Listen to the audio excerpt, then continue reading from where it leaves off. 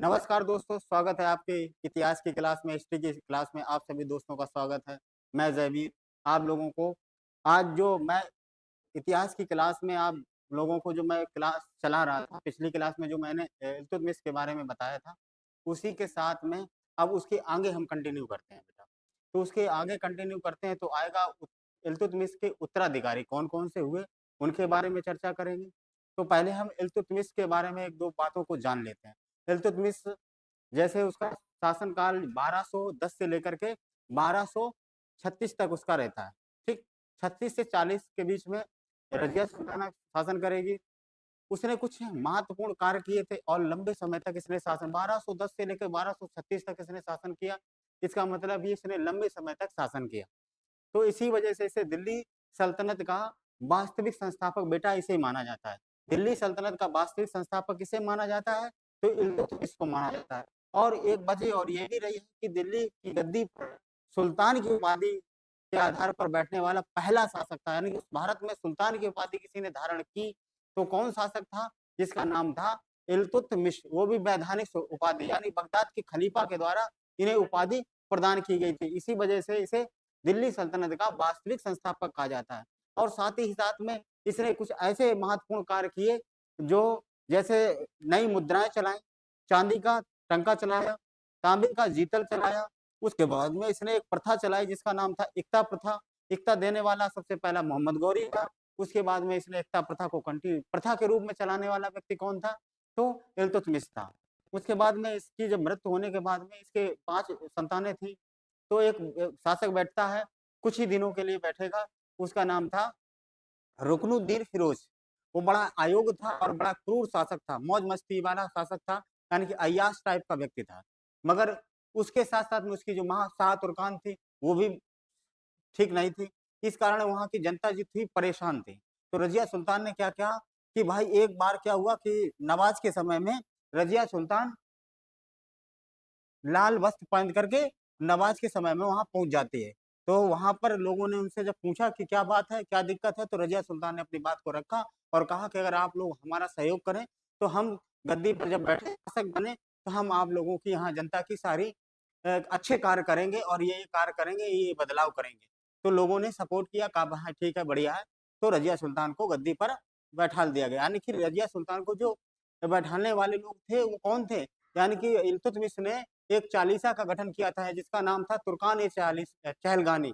उन्हीं लोगों ने क्या किया सपोर्ट किया और रज़िया सुल्ताना को दिल्ली की गद्दी पर बैठाल दिया। तो इसी को हम आगे बढ़ाते हैं कि इल्तुतमिश के उत्तराधिकारी में कौन-कौन आते हैं। तो देखो इल्तुत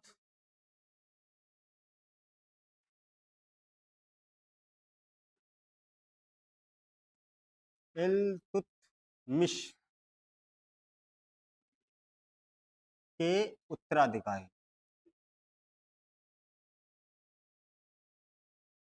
अधिकारी ठीक। इल्तुतमिश के उत्तराधिकारी का नाम क्या था? तो पहला जो उसका बैठेगा लड़का रुकनुद्दीन, उसको ज़्यादा इतिहास में बस इतना ही जाना जाता है। इस वजह से उसको हम छोड़ देते हैं। आगे चलते हैं रज़िया सुल्ताना। रज़िया सुल्ताना, ठीक? रज़िया सुल्ताना। तो रज़िया सुल्ताना का टाइम पीरियड क्या रहेगा?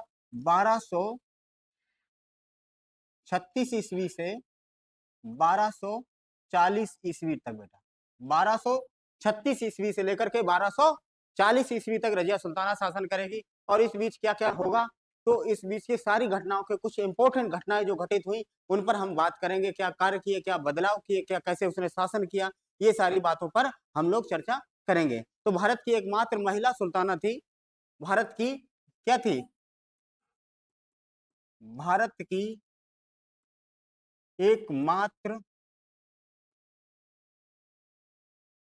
महिला सुल्ताना। भारत की एकमात्र महिला सुल्ताना कौन-सी थी? रज़िया सुल्ताना, ठीक? भारत की एकमात्र महिला सुल्ताना थी, ठीक है? और ये जब गद्दी पर बैठी, तो इसने क्या किया? एक व्यक्ति था, जिसका नाम था जलालुद्दीन याकूत। जलालुद्दीन याकूत को बेटा क्या कर दिया था? इसने एक पद वो उस समय वो पद चलता था जिसका नाम था आमिर ए आखूर, आखूर के पद, आमिर ए आखूर के पद पर किसे नियुक्त कर दिया था? जलालुद्दीन याकूत को, जलालुद्दीन याकूत को नियुक्त कर दिया था। रजिया ने आमिर ए आखूर के पद पर जलालुद्दीन याकूत को नियुक्त किया। ठीक, जलालुद्दीन याकूत को क्या किया था? नियुक्त किया था। अब बात आती है कि आमिर ए आखूर क्या पद को क्या था, ये क्या बला थी भाई? तो आमिर ए आखूर जो था ये अश्वशाला का यानी कि अश्व सेना का जो नेतृत्व करता होता था, यानी कि नेतृत्व करने वाला होता था, अश्वशाही सेना का प्रमुख। ठीक, ऐसे लिख लेते हैं, अश्वशाही सेना का प्रमुख। ठीक, अश्वशाही सेना का प्रमुख नियुक्त कर दिया था। ये भी एक कारण रहेगा कि वहां का जो फूट होगा, वहां पर जो विद्रोह होगा, उसका कारण ये भी था, क्योंकि ये किसी ने कहीं ना कहीं इसका और रजिया सुल्ताना का प्रेम प्रसंग भी चलता था बेटा, प्रेम प्रसंग भी चलता था। इस वजह से और लोग इनसे नफरत भी करने लगे थे। रजिया सुल्ताना इससे ज्यादा लगाव रखती थी, आमिर याकूत को ज्यादा मेहरबान थी। तो इसी वजह से जो 40 गुलाम सरदार थे वो किसी न किसी तरीके से धीरे धीरे धीरे धीरे रजिया सुल्ताना से नफरत करने लगते हैं। और रजिया सुल्ताना क्या करने लगती है?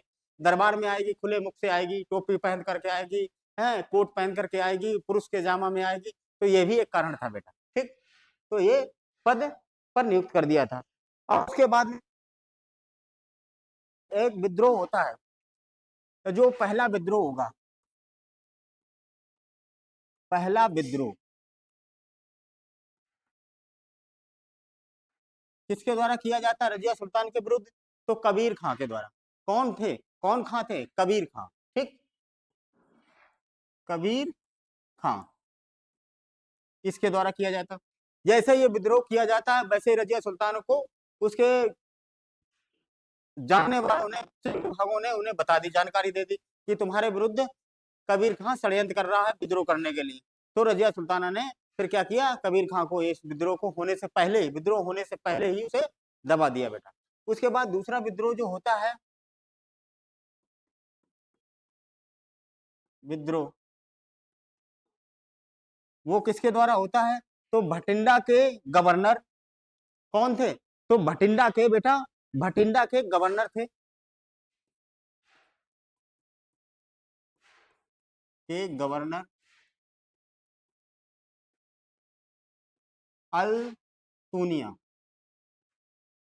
भटिंडा के गवर्नर अल्तुनिया के द्वारा होता है, अल्तुनिया के द्वारा होता है। भटिंडा के गवर्नर था अल्तुनिया। इसके द्वारा जब ये विद्रोह किया जाता है, इस विद्रोह में ये जाल में फंस जाती है। और फिर क्या होता है कि ये अल्तुनिया इसे ग्वालियर के किले में कैद कर रखता है। ठीक, और बाद में अल्तुनिया से ही क्या कर लेती है? शादी कर लेती है। और शादी करके फिर से कोशिश करती है कि किसी तरीके से शासन, दिल्ली की शासन की सत्ती गद्दी हासिल हो जाए, मगर वो ऐसा करने में सफल नहीं होती है। ठीक है, उसके बाद में क्या होता है? एक और रजिया सुल्ताना जो होती है वो बुर्का को त्याग कर देती है। ठीक, रजिया बुर्का को त्याग कर कर किसमें आ जाती है? एक आता है, निकल के आता है कुबा। क्या? कुबा। क्या पहन के आएगी? कुबा। कुबा का मतलब होता है कोट। ठीक, और एक पहन के आएगी कुल्हा। ठीक, कुल्हा का मतलब क्या होता है? टोपी।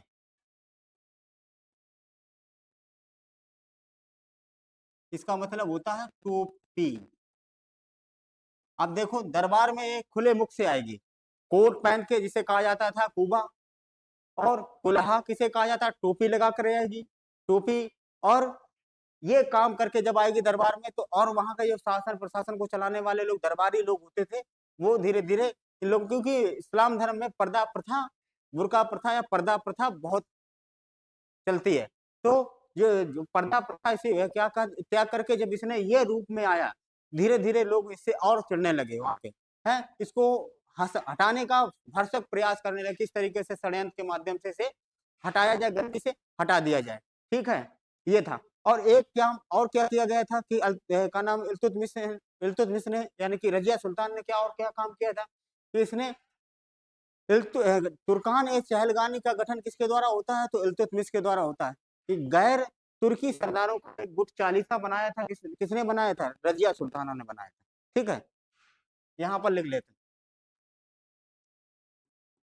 हैं, गैर तुर्की सरदारों का गुट, गैर गुट, जिसे भी चालीसई कहा जाता था।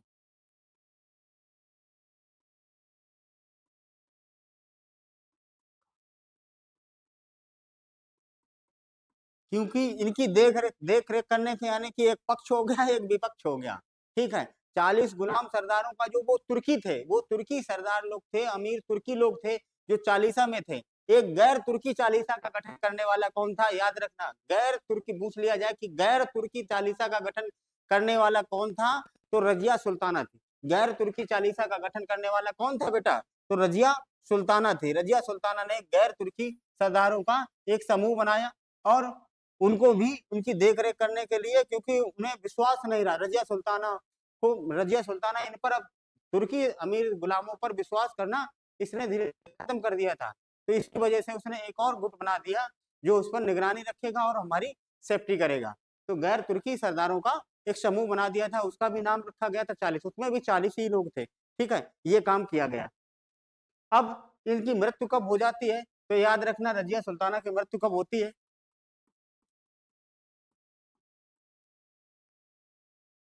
मृत्यु 1240 ईस्वी, 1240 ईस्वी में कैथल के पास में इसकी मृत्यु हो जाती है। तो रजिया सुल्ताना की मृत्यु लुटेरे डाकुओं ने इनकी मृत्यु मार दिया जाता है, दोनों लोगों को, अल्तुनिया को और रजिया सुल्ताना को, दोनों को खत्म कर दिया जाता है। तो याद रहेगा आप लोगों को। इसके बाद में अगला जो शासक आएगा बेटा, वो आएगा बलबन।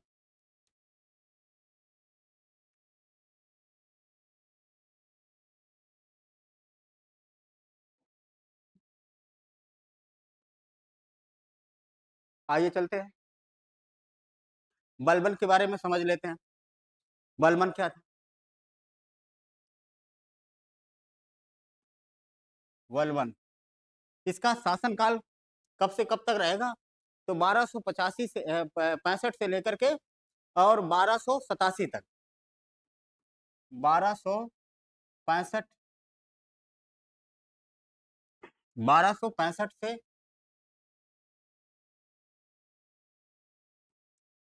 से 1287 ईस्वी तक। ठीक, बलबन का कौन से वंश से संबंधित, क्योंकि मैंने बताया था गुलाम वंश में 3 वंश एक्टिव थे, एक कुतुबी था, शमसी था, एक बलबनी था। तो 2 वंश हमने बता दिए। ठीक, गुलाम वंश में 3 उपवंशों में था, एक कुतुबी था, एक शमसी था और एक बलबनी था।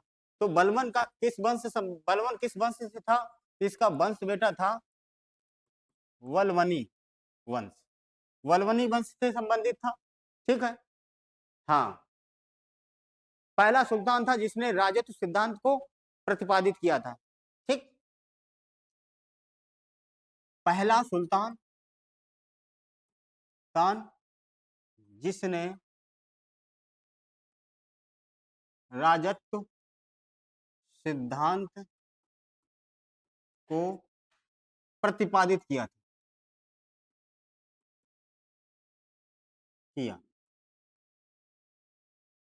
राजस्व सिद्धांत को प्रतिपादित करने वाला कौन था, यानी कि राजस्व सिद्धांत का मतलब बेटा क्या होता है, याद रखना, राजा की उत्पत्ति बेटा कैसे हुई, इस बात को इसका मतलब क्या होता है कि राजा की उत्पत्ति कैसे हुई, राजा की उत्पत्ति कैसे हुई, इस बात का, इसको क्या कहा जाता था, ये राजत्व का सिद्धांत। राजत्व का सिद्धांत लेकर के कौन आया, पहला सुल्तान था जिसने राजत्व का सिद्धांत को अपनाया, या कह लो उस सिद्धांत को आगे बढ़ाया, ठीक, प्रतिपादित किया, अडॉप्ट किया, इस तरीके से आप याद रखोगे। उसके साथ साथ में क्या होगा कि सुल्तान को जिले लाही,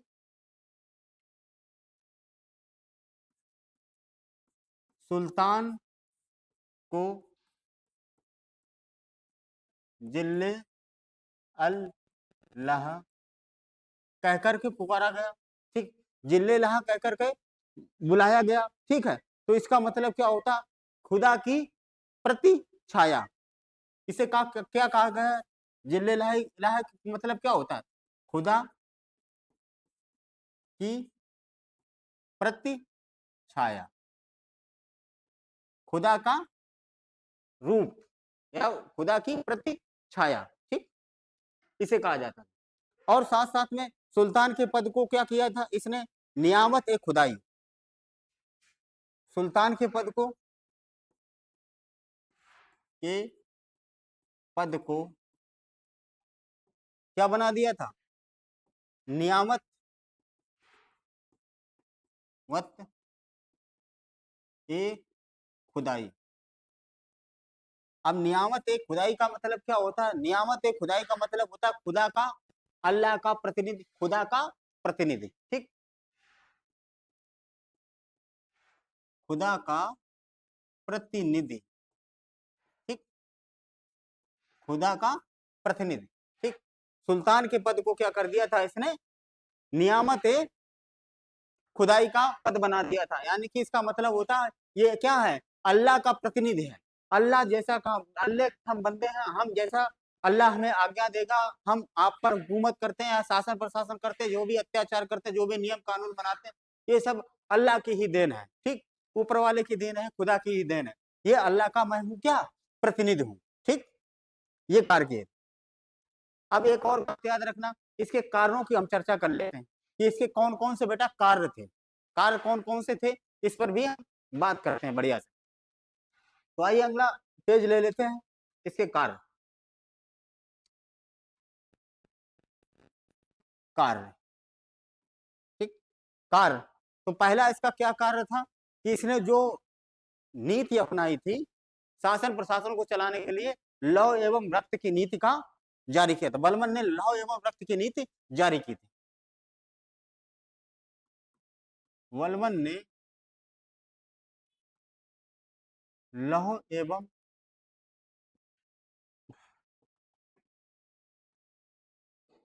रक्त की नीति जारी की, लौह एवं रक्त की नीति जारी करने वाला कौन था, अब इसको भी बता दें कि लौह एवं रक्त की नीति मध्यकालीन भारत में लौह एवं रक्त की नीति जारी करने वाला था कौन था, बलबन था। मगर याद रखो आधुनिक भारत की जब हम बात करेंगे अपने, तो फिर लौह एवं रक्त का अनुसरण करने वाला कौन व्यक्ति था, तो सरदार पटेल जी थे, सरदार पटेल जी ने लौह एवं रक्त की नीति का अनुसरण किया था। और जब देशी रियासतें भारत में शामिल नहीं होना चाह रही थी, तो उसने क्या किया, लौह एवं रक्त की नीति को भाई खोपचे में ले जाकर खूब ढंग से ठोका, खूब ढंग से गया, भाई तुम नहीं शामिल हो ना, आइए आइए, जाकर के खूब कूट दिया, समझे, बहुत सारे लोगों को कूटा। और जब आगे लाइन पे कि हाँ ठीक ठीक ठीक भैया, हम क्या नाम आएंगे आपके साथ में शामिल हो जाएंगे, इस तरीके से, इसी वजह से उन्हें सरदार पटेल जी को ही क्या कहा जाता है, भारत का बिस्मार्क कहा जाता है। भारत का बिस्मार्क किसे कहा जाता है, सरदार पटेल जी को कहा जाता है। उन्होंने लव एवं रक्त की नीति का अनुसरण किया था, तभी तो अखंड भारत का निर्माण हो पाया, नहीं तो बहुत सारी ऐसी 562 रियासतें थी, हैं, बहुत सारी रियासतें ऐसी थी जो भारत में शामिल नहीं होना चाहती थी, हैं। तो आप लोगों को एक वीडियो बना के देंगे कौन सी रियासत कैसे शामिल हुई थी, इस पर हम बात करेंगे किसी दिन। अभी हम इसी को आगे कंटिन्यू करते हैं, फिर बताएंगे आप लोग, ठीक है। तो लौ एवं रक्त की नीति का अनुसरण करने वाला, जारी करने वाला कौन व्यक्ति था, तो बलबन था, ठीक, क्रूर शासक था, हाँ, बिल्कुल गलतियां बर्दाश्त नहीं करता था, वहां पब्लिक जनता को वहां को बिल्कुल ऐसे रखता था, है, क्योंकि इसे पता था कि अगर हम ज्यादा स्टिक रहेंगे, ज्यादा वो करेंगे, तभी हम लंबे समय तक शासन करेंगे। कोई भी गलती करेगा तुरंत इसने उसे या तो मार दिया या तो उसे खत्म कर दिया। ठीक है, तो ये सारी चीजें वो करता है। अब देखते हैं कि इसने बलबन ने नौरोज त्योहार मनाना शुरू किया था। बलबन ने बलबन ने नौरोज त्योहार मनाना शुरू किया।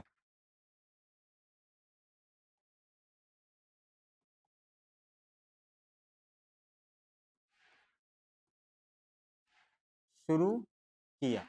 भारत में नौरोज त्योहार मनाना किसके द्वारा शुरू किया जाता है? तो बलबन के द्वारा शुरू किया जाता है। ठीक है, उसके साथ साथ में इसने दो नवीन विभाग बनाए थे बेटा, याद रखना। अगला क्या कार्य रहेगा? दो नवीन विभाग, हाँ, नवीन विभाग बनाए थे। नवीन विभाग कौन कौन से थे? एक का नाम था बेटा, एक का नाम था दीवान ए अर्ज और दीवान ए बरीद। दीवान ए अर्ज दूसरा विभाग था दीवान ए वरीद। ठीक, हाँ, दीवान ए अर्ज में क्या था? ये क्या था? एक सैन्य विभाग था। दीवान ए अर्ज में कौन लोग थे? सैन्य विभाग से संबंधित था, सैन्य विभाग। और दीवान ए बरीद क्या था? ये एक गुप्तचर विभाग था, गुप्तचर विभाग, याद रहेगा, गुप्तचर विभाग। तो दीवान ए अर्ज में सैन्य विभाग आता था और दीवान ए बरीद क्या था? एक गुप्तचर विभाग था, एक गुप्तचर विभाग था। ठीक, आगे क्या देखते हैं कि इसने और क्या कार्य किया था? बलबन ने चालीसा गुट का क्या किया था? विनाश किया था। तुर्कान ए चहलगानी का विनाश किया था। बलबन ने तुर्कान ए चहलगानी का विनाश किया। हाँ, क्योंकि तुर्कान ए चहलगानी जानते थे कि सबसे ज्यादा टांग कौन अड़ा रहा है? कौन ज्यादा टांग अड़ाता है, कौन ज्यादा परेशान करता शासन प्रशासन को ठीक से चलाने में है? अनुशासन बना, अनुशासनहीनता कौन करता है? कौन षड्यंत्र करता है? तो ये 40 लोग सरदार जो थे, ये ज्यादा परेशान करते हैं शासन प्रशासन को चलाने में, बड़ी बड़ी उंगली करते हैं, बहुत उंगली करते हैं, तंग करते रहते हैं, षड्यंत्र रचते रहते हैं। तो पहले हम इनको ही समाप्त करते हैं। तो उन्होंने इनको समाप्त कर दिया है, तो तुर्कान ए चहलगानी का विनाश कर दिया, खत्म कर दिया कि अब तुर्कान ए चहलगानी ये गुट नहीं रहेगा, खत्म हो जाता है। ठीक, तो ये इसने समाप्त कर दिया था। ठीक, हाँ, याद रहेगा। अब उसके बाद में इसने और क्या किया था? बलबन ने दो नवीन प्रथाएं चलाई थी, दो नवीन प्रथाएं चलाई थी। वो प्रथाएं कौन सी थी? इसने अपने पद को और ज्यादा सम्मानित बनाने के लिए, और ज्यादा सम्मानित बनाने के लिए बेटा इसने दो नवीन प्रथाएं चलाई थी, जिससे लगे कि हाँ, राजा का पद बड़ा पावरफुल होता है। ठीक, जैसे सिजदा यानी कि सलाम करना है, उसके बाद पाबूश यानी घुटनों के बल, लेठ के बल, नाक रगड़ना उनके पैरों पर। तो इस तरह जैसे उसके दरबार में कोई जाता था तो सबसे पहले उसे क्या करना पड़ता था? यानी कि झुक करके सलाम करना पड़ता था, उसको कहा जाता था सिजदा। और पाबूश का मतलब जब इससे उसका मन नहीं भरता था तो घुटनों के बल बैठ करके या लेट करके उसके पैरों को चूमना क्या कहलाता था? पाबूश कहलाता था। ठीक है, सिजदा और पाबूश किया गया था। ठीक है, दो नवीन प्रथाएं चलाई थी। बलबन ने दो नवीन प्रथाएं चलाई। ठीक, तो दो नवीन प्रथाएं कौन कौन सी चलाई? पहली थी सिजदा, ठीक, दूसरी थी पाबोश। सिजदा का मतलब है झुक करके सलाम करना, कर सलाम करना। ठीक, और पाबोश का मतलब होता है घुटनों के बल बैठ कर सलाम करना। सिजदा और पाबोश की इसने ये दो प्रथाएं नवीन प्रारंभ की थी। ठीक है। तो सिद्धा और पैबोस की दो नवीन प्रथाओं को शुरू करने वाला कौन था? यही था बलबन। ठीक। तुर्कान-ए चहलगानी का खत्म करने वाला कौन था? तो ये भी यही था। दो नए विभाग बनाने वाला कौन था? तो यही व्यक्ति था। राजत्व सिद्धांत को लागू करने वाला कौन था? अपनाने वाला कौन था? तो यही था। लौह एवं रक्त की नीति को अनुसरण करने वाला कौन था? तो यही था बेटा। ठीक है।